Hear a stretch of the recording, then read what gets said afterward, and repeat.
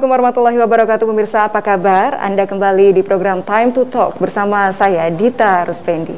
Pemirsa, tindak pidana korupsi seolah telah menjadi virus yang tak kunjung reda merongrong bangsa Indonesia. Berbagai kasus korupsi bahkan terjadi di sejumlah daerah. Upaya dalam melawan tindak pidana korupsi telah dilakukan, mulai dari pembentukan Undang-Undang Nomor 31 Tahun 99 tentang pemberantasan tindak pidana korupsi, sebagaimana diubah dalam Undang-Undang Nomor 20 Tahun 2001 tentang perubahan atas Undang-Undang Nomor 31 Tahun 99 tentang pemberantasan tindak pidana korupsi, hingga pembentukan Komisi Pemberantasan Korupsi atau KPK. Namun kini para terdakwa korupsi seolah dengan mudahnya bebas dari hukuman. Lalu bagaimana para aktivis dan kalangan pemuda menanggapi hal ini? Kali ini akan kami bahas dalam Time to Talk episode kali ini bersama dua narasumber, yakni Ucok Sky Kadafi, Direktur Eksekutif Center for Budget Analysis, dan juga Khairul Anam Gumilar, Ketua Badan Koordinasi Himpunan Mahasiswa Islam Jawa Barat. Sudah terhubung bersama kami melalui sambungan virtual. Kita sapa satu persatu. Ada Kang Khairul Anam Gumilar. Assalamualaikum Kang Anam. Sehat, Kang? Alhamdulillah, sehat. Alhamdulillah. Dan nanti juga kita akan mengobrol bersama Pak Ucok Sky Kadafi. Masih kita tunggu komunikasinya. Kita ke Kang Anam terlebih dahulu. Kang Anam, secara umum nih ya, kita berbicara soal korupsi. Menurut Kang Anam, sebagai seorang pemuda, bagaimana Kang Anam tentang kasus korupsi di Indonesia yang seolah menjadi virus, Kang Anam? Saya lihat sekarang ini proses tindak pidana korupsi ada di Indonesia ini sudah terdesentralisasi sampai level provinsi, kota, kabupaten, bahkan sampai desa. Yang pertama saya melihat bahwa proses tindak pidana korupsi ini sudah masif sampai level desa bahkan kasus korupsinya. Maka dari itu sebetulnya hal ini harus punya perangkat baik infrastruktur penegak hukum beserta perangkat aturannya yang memang bisa melakukan tindak pencegahan korupsi sampai level kabupaten kota. Nah ini kita harus punya perangkatnya. Nah selama ini kan yang hanya terdengar kan KPK. Yang kedua, kejaksaan kurang terdengar. Yang ketiga juga ada fungsi kepolisian di sana juga memang kurang terdengar. Nah, ini yang memang hari ini saya sedihkan, teman-teman mahasiswa sedihkan adalah korupsi yang memang sudah merajalela sampai level kabupaten bahkan desa. Yang kedua itu perihal mengenai bagaimana hari ini koruptor-koruptor itu vonisnya pasti paling rendah. Terakhir di Jawa Barat kemarin baru saja putus tanggal 4 November kasus korupsi dana aspirasi pokok-pokok pikiran DPRD Jawa Barat itu ada dua yang sudah divonis itu hanya 2 tahun. Itu Wakil Ketua DPRD Jawa Barat kemarin Pak Demarka dan juga anggota Bu Siti Aisyah hanya 2 tahun. Nah ini kan sebetulnya tidak menjadi hukuman yang setimpal untuk para koruptor yang melakukan tindak pidana korupsi. Apalagi di tingkat level nasional beberapa bulan belakangan ini banyak sekali memang kasus-kasus yang memang sudah diungkap ataupun ditersangkakan, tetapi kita mahasiswa sangat pesimis. Kenapa? Karena praktek hukuman yang memang diberikan itu sangat minim. Di samping berbicara tentang hukuman yang memang sangat lemah, itu berbicara tentang bagaimana KPK, kejaksaan, dan penegak hukum lainnya melakukan pengembangan korupsi sehingga terserabut akar-akarnya. Saya hanya melihat kasus contoh di Jawa Barat, kasus korupsi pokir ini hanya mentersangkakan 3 orang anggota dewan, tetapi tidak menyerabut sampai akar-akarnya. Padahal ada indikasi-indikasi banyak, baik bukan hanya di legislatif, tetapi di eksekutif juga itu ada indikasi terlibat. Nah, ini kan menjadi kekhawatiran sih sebetulnya dari teman-teman mahasiswa dari 3 aspek tersebut. Berarti hukuman yang setimpal dan yang sampai ke akar, menurut seorang pemuda itu seperti apa, Kang Anam?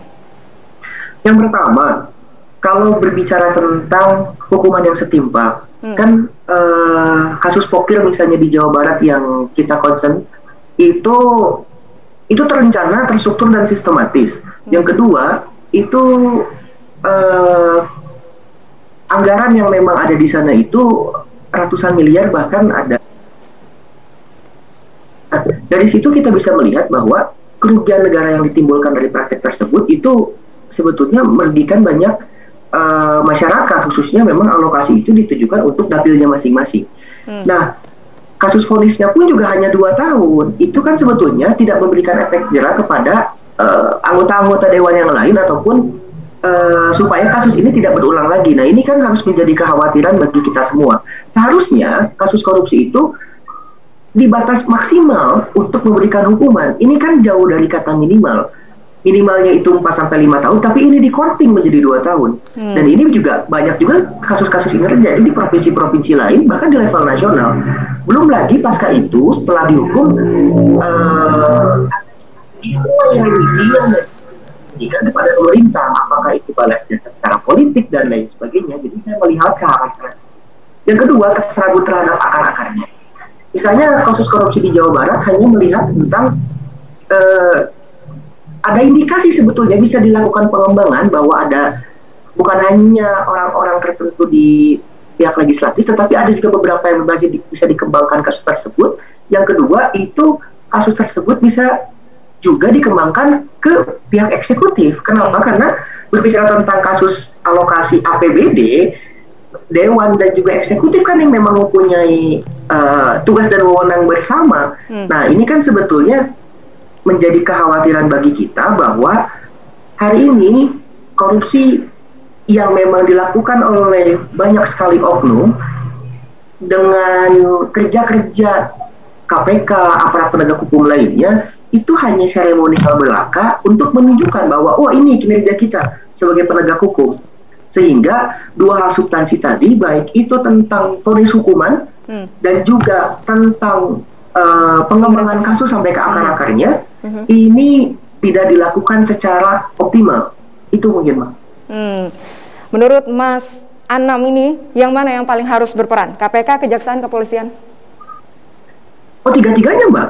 Apalagi kan tadi saya katakan di awal, ini kan korupsi ini sudah terdesentralisasi sampai tingkat desa. KPK tidak punya perangkat sampai level provinsi, kabupaten, kota, apalagi desa.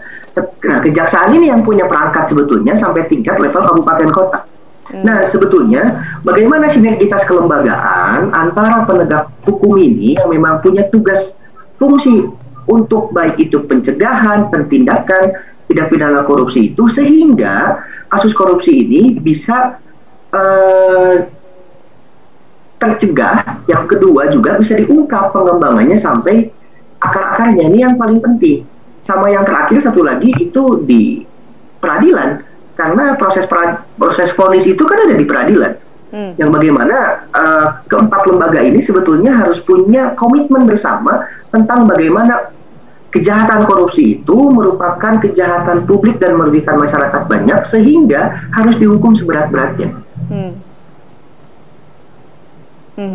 Sepakat. Kita beralih ke kasus lain, Kang Anam ya. Berdasarkan informasi yang kami dapat, Kang Anam ini beberapa bulan yang lalu juga melakukan demo ya, terkait kasus korupsi di Bandung Barat. Dan kini 2 dari 3 orang terdakwa korupsi itu dibebaskan, Kang Anam.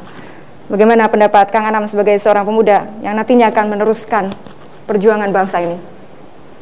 Ya, ini menjadi kekhawatiran bagi saya sama teman-teman semua bahwa kasus-kasus korupsi yang ada di level kabupaten ini itu tidak menjadi perhatian oleh publik, sehingga tanda kutip aparat penegak hukum itu tidak optimal untuk melakukan penanganan kasus korupsi yang ada di level kabupaten, kota maupun level provinsi. Beda dengan tingkat nasional, ada pressure publik yang melihat kasus korupsi sehingga aparat penegak hukum itu dipaksa untuk bekerja secara maksimal.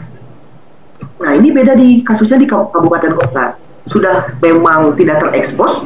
Yang kedua pun juga masyarakat belum begitu paham ataupun aware terhadap kasus korupsi di kota kabupaten. Nah ini memang yang terjadi, vonis ini dibebaskan, itu yang pertama memang karena kurang tereksposnya kasus tersebut, sehingga aparat penegak hukum itu bisa dibilang hanya formalitas saja. Dan ini kan banyak sekali kejadian di level kota kabupaten, kasus-kasus yang memang ditangguhkan. Sebelum di Kabupaten Bandung Barat yang memang vonisnya itu dilepas, itu banyak sekali aduan yang misalnya seperti di Kabupaten Garut. Kabupaten Garut juga sama, juga banyak laporan ke kejaksaan, tapi digantung kasusnya sampai 3 tahun sampai sekarang oleh kejaksaan. Nah, ini memang masyarakat di Indonesia di level kota kabupaten belum mempunyai pemahaman tentang bagaimana itu tentang tindak pidana korupsi dan apa yang harus dilakukan oleh masyarakat. Yang kedua juga peran media ini yang sangat penting. Nah, media-media di lokal ini, mohon maaf, sangat mudah untuk diredam oleh kekuasaan tingkat level kota kabupaten. Nah, saya sangat senang ketika memang ada TV digital Badar hari ini yang memang mengangkat tema korupsi yang secara case itu mengangkat kasus-kasus yang ada di level kota kabupaten. Nah, ini yang memang saya sedih sebetulnya. Kenapa? Karena kayak kemarin pun juga sama, beberapa kali sidang di Tipikor Bandung tentang pidana korupsi itu jarang sekali pemberitaan oleh media-media lokal. Banyak media-media lokal di Jawa Barat, apalagi di level kota kabupaten, itu sangat mudah sekali diredam oleh kekuasaan. Nah, ini sebetulnya memang saya sayangkan, apalagi berbicara penegak hukum yang memang rentan sekali untuk berkompromi dengan kekuasaan. Nah, itu sih Mbak, itu memang kita sedihkan. Insya Allah kalau Badar TV bisa bersinergi, Kang Anam. Amin. Kang Anam, Amin. tindakan korupsi kan menjamur kan ya. Ini menjadi parasit dalam kehidupan berbangsa dan bernegara. Saya, Anda, pemirsa semua pasti merasa gatal, geram, marah. Tapi akankah kejengkelan kita ini berpengaruh pada penegakan hukum di negeri ini? Dan mengenai keringanan hukuman para terdakwa korupsi akan kita bahas usai jeda berikut. Tetaplah bersama kami di Time to Talk.